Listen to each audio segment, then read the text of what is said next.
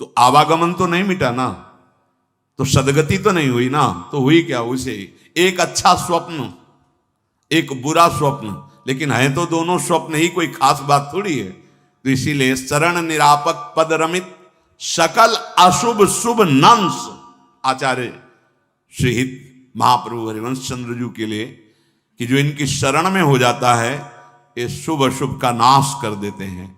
और देत सहज निश्चल भगति, जय जय श्री हरिवंश। जो ना हर्षित होता है, ना द्वेष करता है, ना कोई शोक करता है, ना कोई आकांक्षा करता है, और शुभ अशुभ का भी परित्यागी है, और सदैव मेरी भक्ति में रत है। भगवान कह रहे हैं स में प्रियहा, बहुत से भक्त मुझे प्यार करते हैं, पर मैं इसको बहुत प्यार करता हूं। स्त्रीषु स्तन्यप तोकवत स्व अतिथि गेहेथ देहे च, श्रीपाद कह रहे हैं जहां तुम्हें वास मिला है ऐसे रहो। जैसे अतिथि आता है किसी के घर में तो अपना घर नहीं मान लेता, सोचता है हमें तो बस समय व्यतीत करना है, जितने दिन चले जाना है यहां से। बिल्कुल ठीक ऐसा ही है, चाहे गृहस्थ में हो चाहे विरक्त में हो, घर को अपना नहीं मानना चाहिए। इसीलिए हमारे यहां पहले से पद्धति चली आ रही कि घर में ठाकुर विराजमान करना, घर के मालिक ठाकुर, हम सब उनके सेवक। और महाभाग्यशाली जन तो अपने घर में भी अंकित कर देते हैं, प्रिया कुंज अमुक अमुक, ऐसे भगवान नामों से किए। ऐसा करना भी चाहिए। विभीषण जी के घर को ही देखकर तो हनुमान जी महाराज प्रभावित हो गए। राम नाम अंकित गृह शोभा, देखा कि भगवान नाम लिखा हुआ तो कोई महाभागवत होगा। फिर अंदर गए तो आवाज भी सुनाई देने लगी, राम नाम ते सुमिरन की ना, हृदय हरस कपि सज्जन चीना, ये ईसन हट करी हो पहचानी, साधु ते होए ना कारज हानि। ये कोई भगवत भक्त है लंका में जिसके मकान पे भगवान नाम है, जिसकी जिह्वा पे भगवान नाम है, वो कोई महाभागवत ही है। घर में अतिथिवत रहने का आदेश कर रहे हैं। जितना समय व्यतीत करवाना है प्रभु को व्यतीत करवाए, बस शरीर छोड़ा। ऐसे आगे कह रहे हैं अथ देहे पिच, ऐसे ही देह में भी अतिथि की तरह रहना। ये भी घर है, तुम नहीं हो, पर क्या माया का आकर्षण है। प्रवचन कर लो, सुन लो, मैं शरीर नहीं हूं, लेकिन सारा बर्ताव शरीर में ही हो रहा है, आम की धरा में हो रहा है। बहुत सावधान आदेश कर रहे हैं, भगवद आश्रित रहो, ऐसे जैसे बच्चा मां के स्तनपान से ही जीवित है। अर्थात हमारा जीवन केवल हमारे प्रभु के द्वारा पोषित है। महलों में राखे चाहे झोपड़ी में वास दें, आपका आप जैसा ज्यों ज्यों राखत हो त्यों त्यों रहियत हो हरि, हे हरि आप जैसे आप। घर में अतिथिवत रहो, अभिमान मत करो मेरा घर है। और शरीर में भी ऐसे ही अभिमान मत करो कि मैं शरीर हूं या मेरा शरीर है। भगवान ने ये शरीर दिया है, बड़े भाग मानुष तन पावा, भगवान ने दिया है। ये सुर दुर्लभ सदग्रंथन गावा, काहे के लिए मिला है? भजन करके भगवत प्राप्ति के लिए। कैसे होगी भगवत प्राप्ति? बता रहे हैं, रोज सत्संग में वही चर्चा होती है। देखो, शास्त्र है दुग्ध, गुरुदेव अपनी बुद्धि से हर सूत्रों को दही की तरह जमा कर अलग अलग निकाल करके और अपनी ज्ञान की बात उसमें डाल करके उसे दही की तरह जमा दिया, फिर मंथन किया और उसमें जो सार निकला मक्खन, उसे फिर और तप के द्वारा पवित्र हृदय में रख करके फिर देखा और घी की तरह निकाल के आपको दे दिया। इसीलिए कहा जाता है कि संत समागम से बढ़कर कोई भी साधन नहीं। व्रतान यज्ञ छंदांसि तीर्था नियमा यमा यथा वरुंधेत सत्संगा सर्वसंगोपहो हिमाम। क्यों? क्योंकि कोई मेहनत नहीं करनी पड़ी, सीधे घी मिल रहा है, बस उसे स्वीकार कर लो। तुम शास्त्र स्वाध्याय करते तो तुम्हारी बुद्धि के अनुसार उसका भाव आता। और जब महापुरुष जन शास्त्रों को देते हैं, परोसते हैं हमारी श्रवणेंद्री से हृदय में, तो वो अपनी स्थिति से उसका भाव दर्शन कराते हैं। तो द्वेषम संतत माचरत स्वपितनु वाणी हृदय मित्रवत, तुम्हारे हृदय में पूरी सृष्टि में किसी से भी द्वेष नहीं होना चाहिए।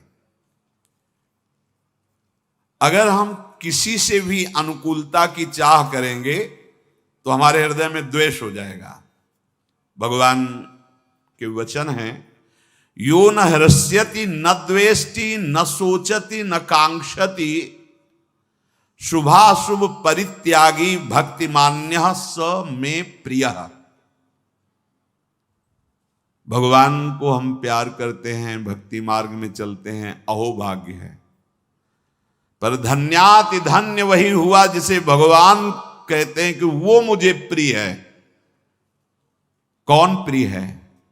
यो न हृष्यति न द्वेष्टि न सोचति न कांक्षति शुभा और अशुभ परित्यागी भक्ति मान्यः स में प्रियः। बहुत अमृत में भगवान के वचन है। यो न हृष्यति, अभी बताया, हमारा द्वेष तभी होता है जब किसी से हम राग कर बैठते हैं। राग होता है अनुकूलता में, हमारे अनुकूल वो वस्तु, वो व्यक्ति, वो स्थान, वो बात, वो चेष्टा हुई तो राग हो गया, और उसी के द्वारा जब प्रतिकूल हुआ तो द्वेष हो गया।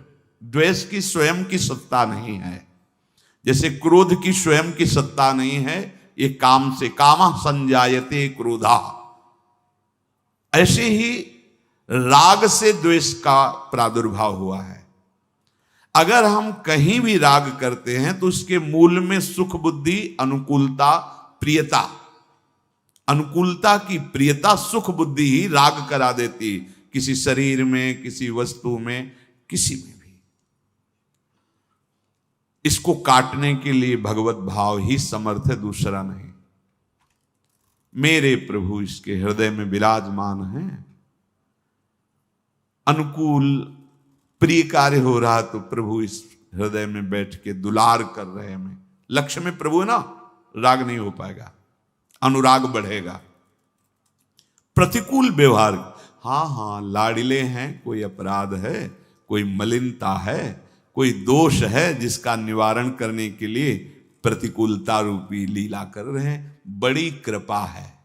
अनुकूलता में क्या देखा? भगवत दुलार, और प्रतिकूलता में क्या देखा? भगवत कृपा। न राग न द्वेष, निकल गया। अगर भगवत भाव नहीं तो फिर नहीं निकल सकते। दूसरा कोई सूत्र नहीं है, चाहे वो ब्रह्म भाव कहो चाहे भगवत भाव कहो। यो न हृष्यति न द्वेष्टि, अगर आप हर्षित नहीं होगे तो शोकित तो हो ही नहीं सकते। और जितना आप जिस भोग में हर्षित होंगे, लिख लो, उससे 100 गुना आपको शोकित होना पड़ेगा। लिख लो इस बात को। इसीलिए जो उपासक होता है, बड़ी से बड़ी उपलब्धि में भी वो हर्षित नहीं होता, क्योंकि जानता है हर्षित होंगे तो रोना पड़ेगा, क्योंकि यहां टिकाऊ कुछ है नहीं, परिवर्तनशील है, नाशवान, छिन जाएगा, नष्ट हो जाएगा। शरीर से लेकर बाहर जितना वैभव है ये छिन जाएगा तुमसे। नहीं, कोई भी वस्तु, व्यक्ति, स्थान तुम्हारे साथ नहीं जाएगा जिसकी प्राप्ति में तुम भूल गए हो और जिसकी प्राप्ति में तुम भूल गए हो। दोनों बातें, जब भूल गए तभी भूल गए हो, नहीं तो अगर भूले ना होते तो भूलते नहीं। नाशवान वस्तु की प्राप्ति पे सच्चिदानंद का उपासक कभी भूलता नहीं, फूलता हर्षित होता, कभी हर्षित नहीं होता। वो ब्रह्मा का पद भी उसके लिए कोई महत्व नहीं रखता। त्रिभुवन की राज्य लक्ष्मी देने पर भी जो आधे पल के लिए अपने प्रभु को ना भूले वही मां भागवत है, तो फूल कैसे सकता है? सांसारिक वस्तु, मायाकृत वस्तु, व्यक्ति, स्थान की प्राप्ति में अनुकूलता का बोध कैसे उसको हो सकता है? क्योंकि सच्चिदानंद का उपासक है वो, कोई त्रिगुणात्मिका माया का, प्रकृति का उपासक थोड़ी, वो परमात्मा का उपासक है। ओहो, यो न हर्ष्यति, भगवत प्रसाद रूप। उदासीनता उपासक का धन है। उदासीन अति रही गोसाई, गोस्वामी जी ने बहुत बढ़िया वर्णन किया है। गिरा अर्थ जल बीच सम कहियत भिन्न न भिन्न, बंदों सीता राम पद जिन्हीं परम प्री खिन्न, कहीं भी नहीं। उदासीनता ही खिन्नता है। जो उदासीन रहता है वो उन्मनी अवस्था को प्राप्त हो जाता है। न हर्ष है, न शोक है, न लाभ है, न हानि है, न सुख है, न दुख है, एक अद्भुत आनंद। पूज्य राधा बाबा को आप देखिए, जब कभी आपको जहां वो विराजमान दिखेंगे तो ग्रीवा झुकी हुई, क्योंकि उन्मनी अवस्था, हर समय अपने आराध्य देव की लीला में चिंतन में डूबे हुए, बाहर से बिल्कुल शून्य, व्यवहार शून्य। भाई जी महाराज, व्यवहार रत होते हुए भी उस अवस्था को प्रदान करने वाले जो बाबा को अवस्था प्राप्त है, वो भाई जी का प्रसाद, भाई जी की कृपा से प्राप्त हुआ। ये समझना है। अगर हम किसी भी लौकिक वस्तु की प्राप्ति में हर्षित होते हैं तो शोक को रोक नहीं पाएंगे। लड़का हुआ, थाली बजाओ, लड्डू बांटो, ठीक है, गया, पूरा मोहल्ला बैठ के रो, हर्षित हुए ना, शोकित होना पड़ेगा। ये मिल गया, हर्षित हो गए, पार्टी मनाओ, नष्ट हुआ, वहीं बड़ी विचित्र लीला है। हरि दिखा रहे हैं, फिर भी श्रवण। अब तेने तो ज्यादा अनुभव संसार का है नहीं, गुरु आश्रम में रहते थे, उस समय एक बड़ी गाड़ी लेके एक धनी मानी पुरुष, पास के जमींदार थे, अकेला लड़का था, आए, फूल माला और सभी।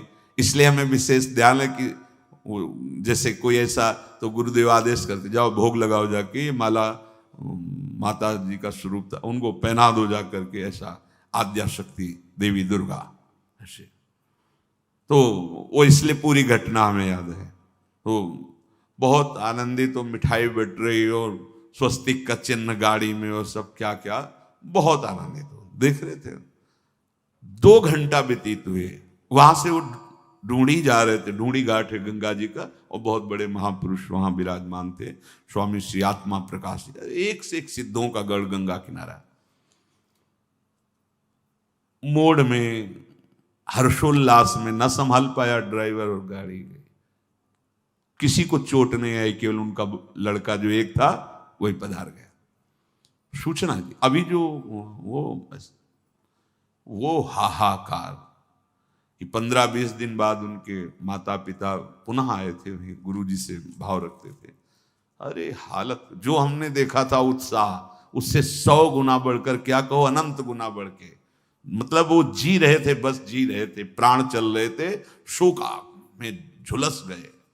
हे, यहां कुछ टिकाऊ नहीं, भगवान कह रहे हैं, अशाश्वतम, नाशवान, परिवर्तनशील, दुखालयम, सब कुछ दुख देने वाला। कितना हर्षोल्लास मना रहे थे, ऐसा हो गया। बहुत यो ना हर्ष्यति, भगवान की इच्छा, हर्ष नहीं करना, लेकिन हर्षित होंगे। जन्मदिन मना रहे, अरे बैठ के कीर्तन करो और अंदर से शोकित हो कि पता नहीं अब कई मिनट रह गए, कितने मिनट रह गए जीवन के, 1 वर्ष गया और भगवत साक्षात्कार नहीं हुआ। यहां जिससे दुर्गति होनी उससे पार्टी मना रहे। काल ने नष्ट कर दिया 1 वर्ष, तुम्हें पता नहीं चला। 1 वर्ष, जानते 1 वर्ष किसे कहते हैं? भगवत प्राप्त हो जाते 12 महीने होते हैं, 1 महीने में 30 दिन होते हैं, 1 दिन में 24 घंटे होते हैं, और जो 10,000 वर्ष की तपस्या का फल अन्य युगों में है, वो भगवान व्यास देव जी ने कहा 24 घंटे नाम कीर्तन से वो तुम्हें प्राप्त हो जाए। ये कलिकाल का एक विशेष गुण है, नाम संकीर्तन किया नहीं। संसारी वही बहुत दुर्गति कर रही माया, और समझ नहीं पा रहे, ऐसे हर्षित हो जाते हैं छोटी छोटी बातों में, फिर रोते हैं आके। अब रोने से काम नहीं बनेगा, गलती की, हर्षित हो गए, बिना भगवान के आश्रय के इस दोष से मुक्त। हर्ष दोष है, कल भी चर्चा में था। हर्ष शोक को उत्पन्न करता है। आप द्वंद्वों को समझिए, लाभ हुआ है, होश में हानि आने वाली है, तुम्हारी प्रशंसा हो रही है, भोगना मत, नहीं तो आगे निंदा होने वाली है, पक्का। ये द्वंद्व है, द्वंद्व दिन है, कमाई कर लो, होश में रात्रि आने वाली है। यो न हर्ष्यति, किसी भी बात में हर्षित नहीं। देखो सत्संग है, पकड़ो बात।